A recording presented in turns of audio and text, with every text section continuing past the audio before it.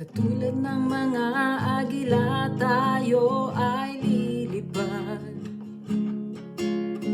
Di mapapagod ating mga pagpag. Tayo'y magdadala ng buhay at sigla sa mga anak ng Diyos na nanghihina. Halika na,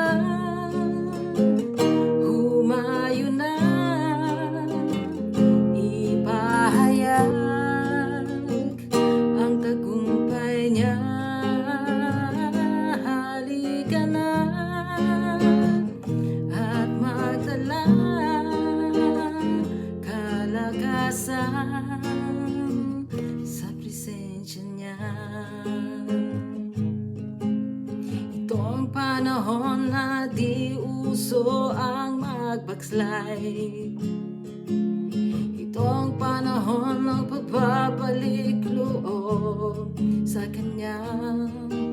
Magsama-sama na mag-apoy sa ngalan niya.